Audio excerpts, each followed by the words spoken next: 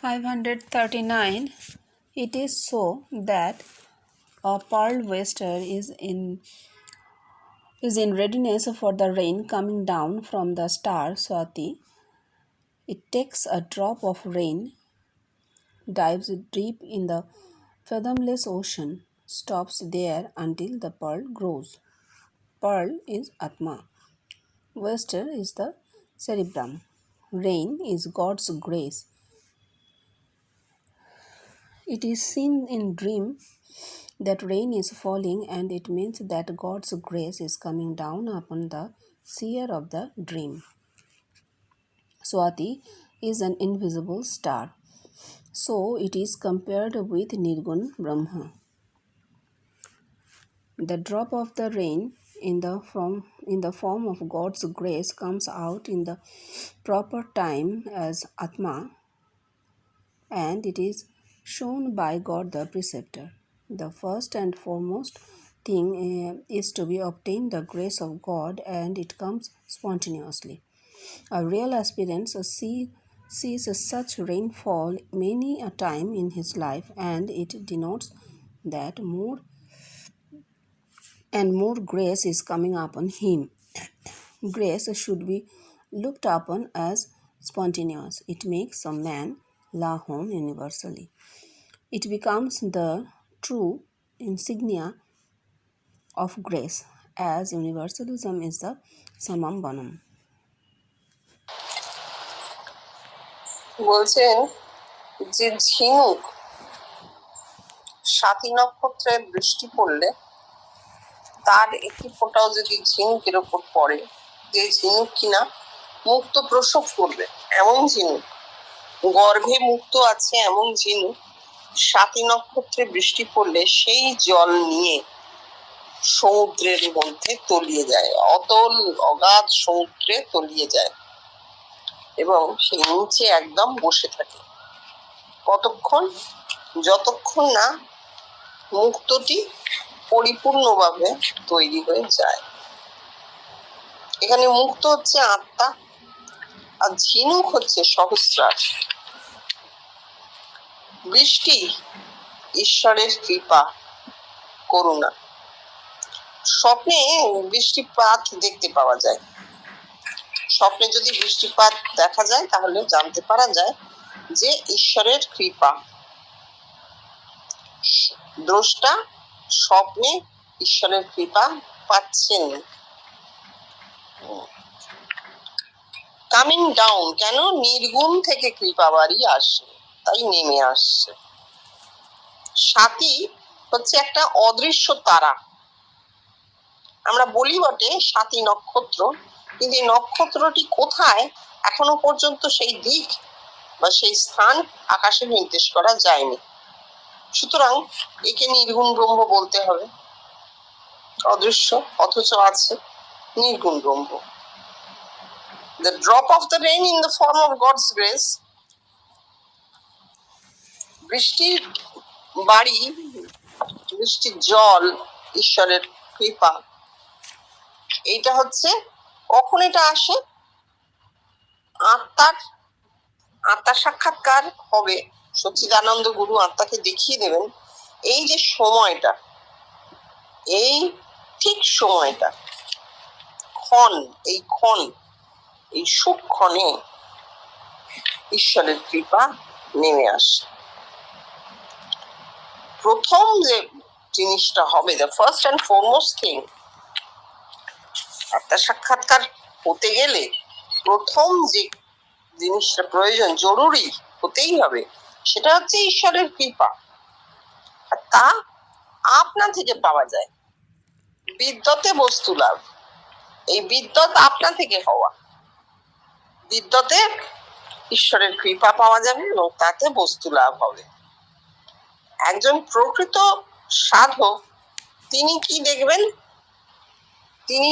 তিনি সারা জীবনে অজস্র বার বৃষ্টিপাত দেখবেন, এবং যতবার তিনি স্বপ্নে বৃষ্টিপাত দেখবেন ততবার জানা যাবে যে তার উপর ঈশ্বরের কৃপা অব্যাহত এবং অবিরত। গ্রেস শুড বি লুকড আপন অ্যাজ স্পন্টেনিয়াস। কৃপা স্বতঃস্ফূর্ত, এটা বুঝতে হবে। অর্থাৎ প্রার্থনা করে কৃপা পাওয়া যায় না। আমাকে কৃপা করো, আমাকে কৃপা করো, দু হাত জোর করে বসে রইলাম, না, হবে না। প্রার্থনা করে কৃপা পাওয়া যায় না। কৃপা আপনা থেকে হবে, স্বতঃস্ফূর্ত। এবং এই স্বতঃস্ফূর্ত কৃপা হলে তবেই একজন মানুষ বৈশ্বিক মানব বা লা হোম ইউনিভার্সালে পরিণত হন। প্রার্থনা করে ও জিনিস হয় না। It becomes the true insignia of grace, as universalism is the summum bonum. তাহলে এত যে আত্মিক জীবন একার জন্য নয়, বেষ্টির জন্য নয়, আসল লক্ষ্য সামাম বনাম মানে লক্ষ্য, মূল লক্ষ্য। মূল লক্ষ্য হচ্ছে বিশ্বব্যাপিত্ব। এই বৈশ্বিক মানব সেই বিশ্বব্যাপিত্বের মার্কা। ইনসিগনিয়া মানে মার্কা, ছাপ, তার রূপটা সেই ছাপ। এটা পুরো জিনিসটাই আপনা থেকে হওয়া। কৃপাও আপনা থেকে হয়, প্রার্থনা করে মোটেই কৃপা হয় না। 540. Whom God makes great, let him live in a forest, but he shall be known to many. Yes, it is so. God is in every being, and in man he manifests in a degree. God in a man will appear in the form of the very same man whom he wants to be made known, that is, publicity. It is a wonder. It is a wonder in its connection with our preface, and furthermore, it signifies that the man has become God or attained Godhead. হ্যাঁ, যাকে ঈশ্বর বড় করেন সে যদি বনে গিয়েও বাস করে, সকলে তাকে জানতে পারে। জগৎ টের পায় সে বনবাসী, বনে গিয়ে বাস করছে, অর্থাৎ নির্জনে, একা, কেউ জানবে না। এমন জায়গাতেও যদি সে থাকে তাহলেও মানুষ টের পায়, কারণ ভগবান তাকে বড় করেছেন। বলছেন হ্যাঁ, এটা ঠাকুরের কথা, উনি বলছেন হ্যাঁ, সত্যিই তাই। ঈশ্বর সকলের মধ্যে আছেন এবং সকলের মধ্যে তিনি মাত্রা বিশেষে নিজেকে প্রকাশ করেন। এইটা একটা অদ্ভুত কথা, আমরা এটা বুঝতে পারি না, কিন্তু এটা আছে। প্রত্যেকটি মানুষের মধ্যেই ঈশ্বর, প্রত্যেকটি মানুষ ঈশ্বরকে বহন করছে। এই প্রত্যেকটি মানুষের মধ্যে ঈশ্বর যে আছেন সেটা কি করে এতটা জোরের সঙ্গে বলা হচ্ছে? বলা হচ্ছে এই জন্যে যে মাত্রা বিশেষে তিনি প্রতিটি মানুষেই প্রকাশিত হন, কেউ বাদ যায় না। God in a man will appear in the form of the very same man whom he wants to be made known publicly. এই যে বনে গিয়ে বাস করছেন, একা আছেন, কেউ জানতে পারবে না। এই যে মানুষের মধ্যে, প্রতিটি মানুষের মধ্যে যে ঈশ্বর, যে ভগবান, তিনি কি করলেন? তিনি ওই যে নির্জনে বসবাসকারী মানুষটি, যিনি প্রভূত ঈশ্বর কৃপা পেয়েছেন, তার রূপটা নিয়ে ফুটে উঠলেন, ম্যানিফেস্ট করলেন, নিজেকে প্রকাশিত করলেন ওই রূপে। তখন এই মানুষটি জানতে পারলো যে ও আচ্ছা, ভগবান তাহলে এখন এই রূপে আছেন। কারণ তাকে বলে দিচ্ছেন, দেখিয়ে দিচ্ছেন। এমন না যে খালি বাজারে তোলে হাতে বাজার করতে যাচ্ছে সে স্বপ্নে দেখলো, না না, যা দিয়ে ঈশ্বরত্বের প্রকাশ ঘটে এমন ঘটনা সে দেখবে।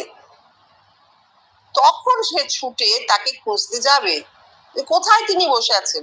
আমি যে স্বপ্নে দেখলাম, স্বপ্নে কি করে দেখা হলো? তার ভেতরে যে ঈশ্বর, সেই ঈশ্বর ওই রূপে প্রকাশিত হলেন, ম্যানিফেস্ট করলেন নিজেকে।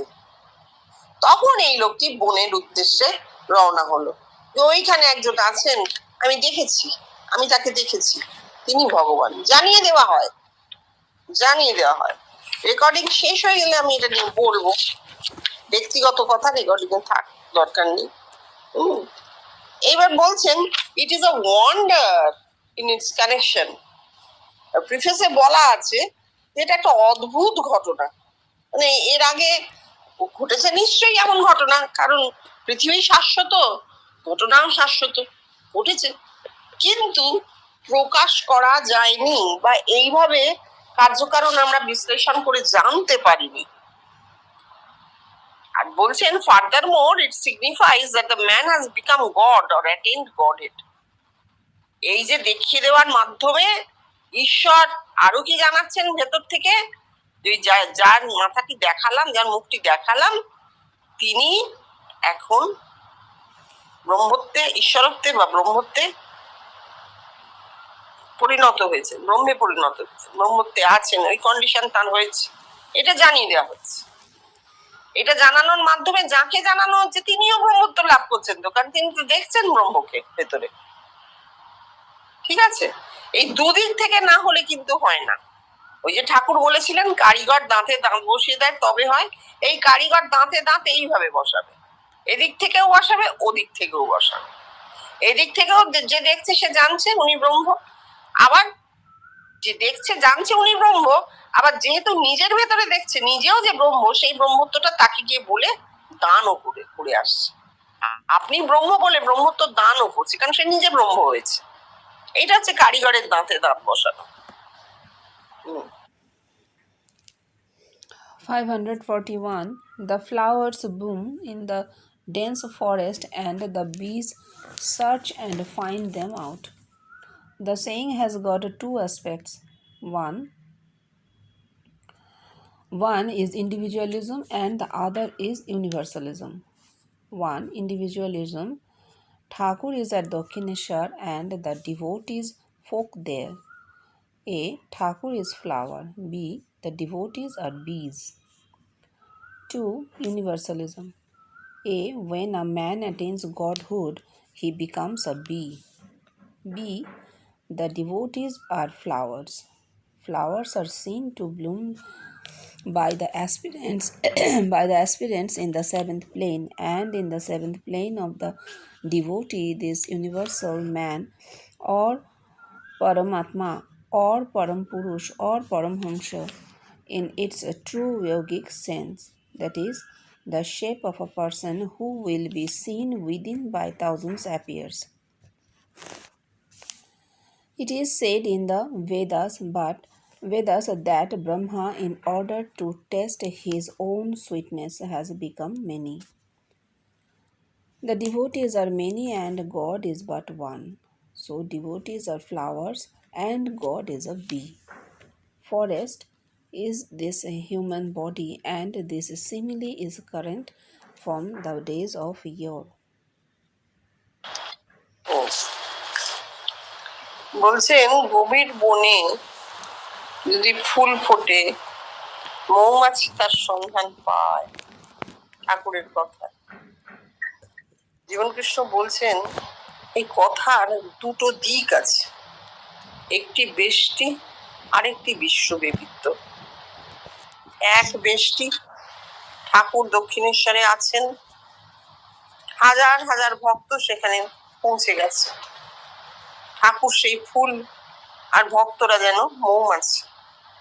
সত্যি তো, একজন মানে কি বলবো, পৃথিবীর বুকে অতি সাধারণ একজন মানুষ, না তার বিদ্যে বুদ্ধি, না তার ধন সম্পত্তি, কিছুই ছিল না, দক্ষিণেশ্বরের পুরোহিত, কিন্তু হাজার হাজার ভক্ত তার কাছে গেছে, ওই মৌমাছির সন্ধান পেয়েছে, মধুর সন্ধান পেয়েছে। এটা হচ্ছে বেষ্টি। আর বিশ্বব্যাপিত্ব কি? যখন একজন মানুষ ঈশ্বর হয়, সে মৌমাছি হয়ে যায়। উল্টো, বেষ্টি ঠিক উল্টোটা। এখানে ঠাকুর মধু হয়েছেন আর বাকি মানুষ মৌমাছি হয়েছে। মধু হয়েছেন মানে ফুলে তো মধুই থাকে, আর এখানে ঠিক উল্টোটা। একজন মানুষ ঈশ্বরত্বে পৌঁছেছেন, তিনি মৌমাছি হবেন। আর তিনি কোথায় যাচ্ছেন? ডিভোটিদের কাছে। কেন? ডিভোটি বা দর্শক, দ্রষ্টা যারা, তারা হচ্ছে ফুল, তারাই ফুল, তাদের মধ্যে মধু। Flowers are seen to bloom by the aspirants in the seventh plane. And in the seventh plane of the devotees, this universal man or Paramahamsa বা পরমাত্মা, পরম পুরুষ, তাকে দেখতে পাওয়া যাচ্ছে। এই কথাটার মানে কি হচ্ছে? আমাদের মাথায় আমরা যারা তাকে দেখেছি, দ্রষ্টা, অ্যাসপিরেন্ট মানে সাধক কথাটা আমরা আর বলবো না, কারণ সাধনা আমরা কেউ করি না। আমরা যারা তাকে দেখেছি, দ্রষ্টা, কি করে দেখেছি? সপ্তম ভূমিতে যে গোলাকার একটি টিস্যু আছে, কতগুলো সেলের সমষ্টি, এই গোলাকার টিস্যুটা ফুটে ওঠে। ফুটে যখন ওঠে, ঠিক যেন মনে হয় পদ্ম ফুল, ওই রকম ফুটে ওঠে। অতগুলো সেল থাকে, হাজারটা সেল মিলে একটা টিস্যু। এই সেরিব্রামের এই অংশটুকুকে বলা হচ্ছে ফুল, পদ্ম ফুল, এবং বিকশিত পদ্ম ফুল। সেই বিকশিত পদ্মে বা বিকশিত সহস্রারে মানুষ এই ইউনিভার্সাল ম্যানকে দেখতে পাই, বিশ্ব মানবটিকে দেখতে পায়। তাকে আমরা পরমহংস, পরমাত্মা, পরম পুরুষ, অনেক রকম নাম দিয়ে দিয়ে ডাকি। কিভাবে দেখতে পাই? একজন মানুষের রূপেই দেখতে পাই, এবং হাজার হাজার মানুষের মাথায়, সেই সহস্রারে তার ওই রূপটা ফুটে ওঠে, তারা দেখতে পান এবং সকলে এসে বলেন। পরম কথাটার অর্থ হচ্ছে বহু। এই যে বহু মানুষের দেখছে, তাই জন্য বহু মানুষের ক্ষেত্রে তিনি ব্রহ্ম, পরম ব্রহ্ম হয়ে যাচ্ছেন। বেদে বলা হচ্ছে যে ব্রহ্ম নিজের রস নিজে পান করবার জন্য বহু হয়েছেন। এক ছিলেন, বহু হইলেন। কেন? নিজের রস নিজে পান করবেন। এখানে এই দ্রষ্টারা হচ্ছে বহু, আর ঈশ্বর এক, তাই জন্য দ্রষ্টারা ফুল আর ঈশ্বর নিজেই মৌমাছি। আমরা আগে দেখলাম ঠাকুর ফুল, দ্রষ্টারা মৌমাছি হয়ে ঠাকুরের কাছে রস পান করতে গিয়েছে, মধু পান করতে গিয়েছে। বেশটি প্রমাণহীন, কিন্তু বিশ্বব্যাপীতে প্রমাণ কি? দ্রষ্টারাই আসলে ফুল, মধু পান করছেন সেই পরম পুরুষ। প্রত্যেকের মাথার সহস্রার পদ্মে তিনি ফুটে উঠছেন, উঠে মধু পান করছেন। তাহলে forest is a human body, and this simile is current from the days of yore. বন বলতে শরীরকে বোঝায়, মানুষের দেহকে বোঝায়। মনুষ্য দেহই বন, বৃন্দাবন। বলছেন এই যে রূপকটা, এটা অনন্তকাল ধরে চলে আসছে। মানুষের দেহকে বন ভাবা, বন বলা।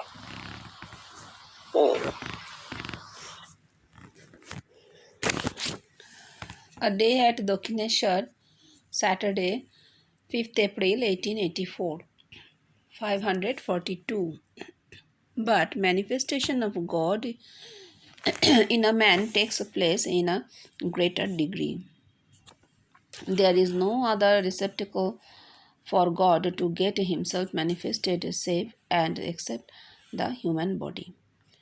The idea of one section of Vedanta is that God permeates the universe through and through.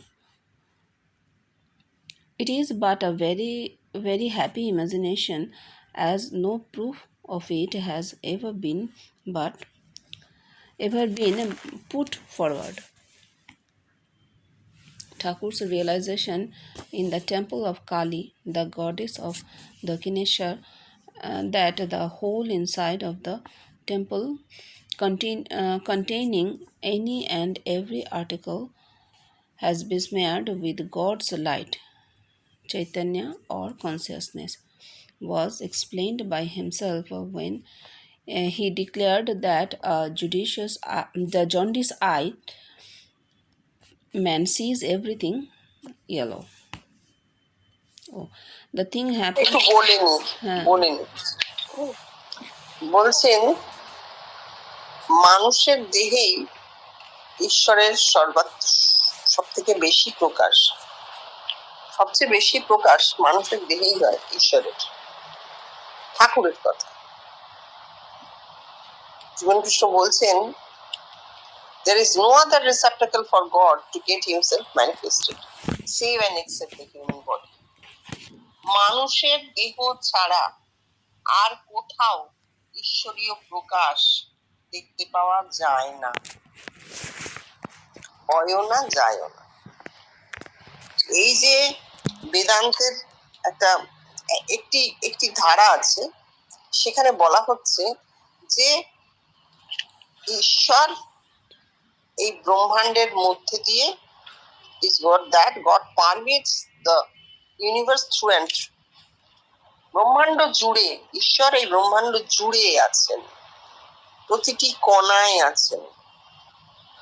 এই ব্রহ্মাণ্ডের প্রতিটি কণায় ঈশ্বর আছেন। সর্বং খলবিদং ব্রহ্ম, যা কিছু দেখছি সবই ব্রহ্ম, ব্রহ্মময়ং ব্রহ্মময়ং জগৎ, এরকম বলা হয়। কিন্তু এটা খুব সুন্দর একটা সুখের কল্পনা মাত্র, কারণ এর কোনো প্রমাণ এখনো অব্দি আমরা পাইনি। চৈতন্যময় জগতের প্রমাণ মানুষকে পেতে হবে, তো সেইটা এখনো পাওয়া হয়নি। ভবিষ্যতে যেন আমরা পাই, তাহলে খুব আনন্দের হবে। যাই হোক, ঠাকুরের অনুভূতি কি? ঠাকুর দক্ষিণেশ্বরে কালী মন্দিরে আছেন, সেখানে তিনি দেখছেন যে মন্দিরের ভেতরে বাইরে যা কিছু সমস্ত দ্রব্য ঈশ্বরীয় জ্যোতিতে ভরা, চৈতন্যময়। এবং তিনি নিজেই একথার ব্যাখ্যা দিচ্ছেন এই বলে যে চোখে নেবা লাগলে সবকিছু হলুদ দেখায়। এই যে কথাটা বলার মধ্যে দিয়ে বলা হয়ে গেল যে চৈতন্যময় অস্তিত্ব সাধারণ মানুষ এখনো অবধি দেখতে পায়নি, তাই তার কাছে জগৎ ব্রহ্মময় বা চৈতন্যময় থাকে না। এটা একটা সুখের কল্পনা মাত্র হয়ে আছে, কিন্তু ঠাকুর দেখেছিলেন, অর্থাৎ ভবিষ্যতে এই জিনিস ঘটতেও পারে। হ্যাঁ, পড়ো। The thing happens in the fourth plane. Your eyes are covered with yellow color, which is but a reflection of the light newly manifested in the fourth plane. So, with those eyes on whichever side you may turn, you shall be seeing yellow.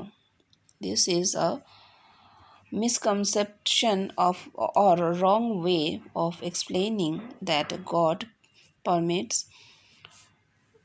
the universe through and through. Yes, a man spontaneously gets himself transformed into Atma, God, or Brahma. In a man, when God indicates as an Atma, avatar, he is confined within the very same body. It is individualism, and it does not bear any proof. It is Semitic or Dravidian culture. It is but a half measure. When God manifests himself as Brahma, it's bare proof. It is Aryan cult, and its proof will be realized by thousands and thousands of members of the human race, as he will be seen by them within their own bodies.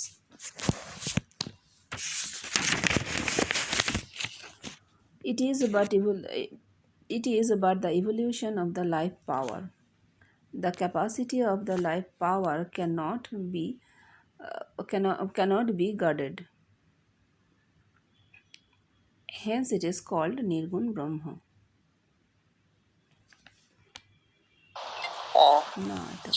বলছেন এটা চতুর্থ ভূমি।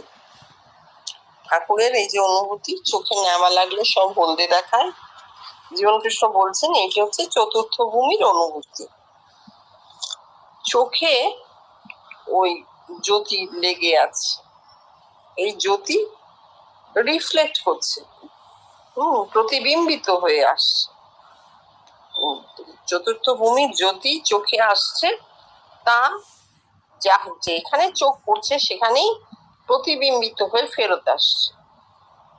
তখন মনে হচ্ছে যা দেখছি সবই হলুদ, যেদিকেই চোখ ফেরাচ্ছি হলুদ।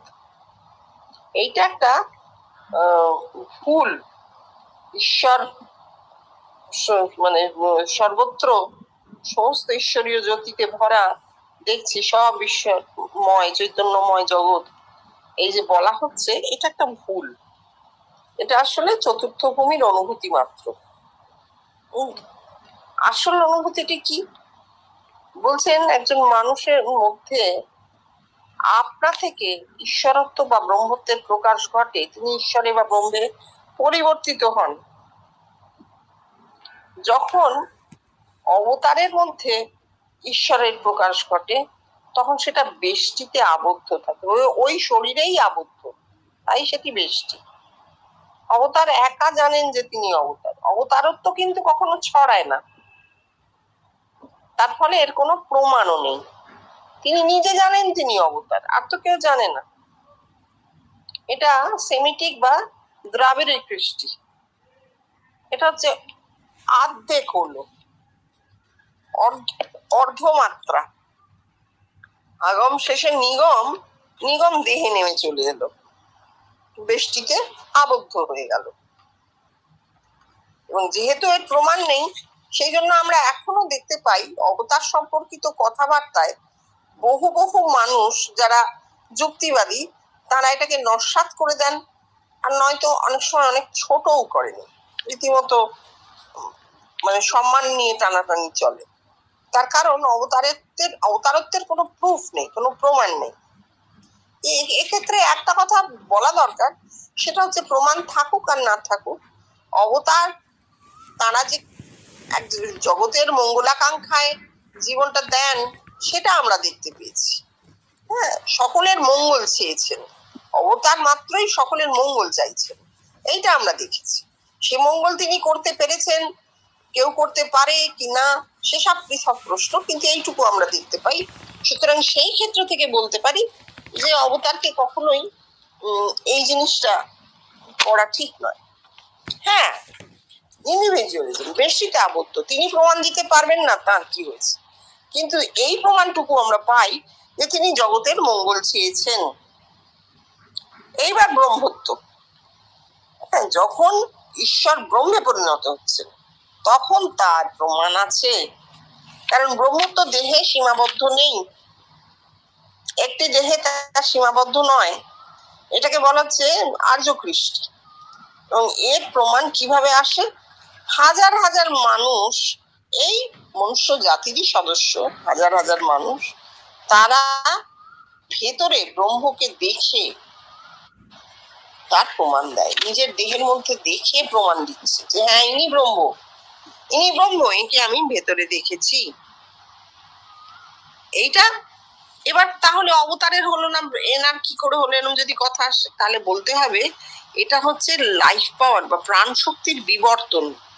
আমরা তো জানি জগৎ জুড়ে বিবর্তন চলছে, প্রকৃতির বিবর্তন, প্রাকৃতিক বিবর্তন। সেই প্রাকৃতিক বিবর্তনে প্রাণ শক্তি আজ এমন জায়গায় পৌঁছেছে যে তার একটা ক্যাপাসিটি তৈরি হয়েছে, একটা মানে ক্ষমতা তৈরি হয়েছে। সেই ক্ষমতায় প্রাণ শক্তি নিজেকে এইভাবে প্রকাশিত করছে একটি মানুষের রূপে, যে মানুষটি ব্রহ্ম হয়েছেন এবং পরবর্তীতে পরম ব্রহ্ম হতে, একে নির্গুণ ব্রহ্ম বলা যায়। আরো প্রাণ শক্তি কেন এইভাবে বলা যাচ্ছে যে প্রাণ শক্তি ক্যানট বি গেজড, মানে মাপা যায় না, অপরিমেয়। প্রাণ শক্তি কি মাপা যায়? অন্য সব শক্তি কিন্তু আমরা মাপতে পারি, সবের একটি করে একক আছে, ইউনিট আছে। হ্যাঁ, ওম কি বলে বিদ্যুতের একক, সেরকম অনেক কিছু, হিটের একক আছে, ডিগ্রি, হ্যাঁ, কতটা হিট, কত কেলভিন স্কেলে, এইসব মাপার অনেক অনেক রকম, আমার সব মনে নেই। প্রত্যেকটি শক্তিকে মাপার কিন্তু পরিমাপের একক আছে। প্রাণ শক্তির কোনো একক নেই। কেন? তার কারণ তা অপরিমেয়।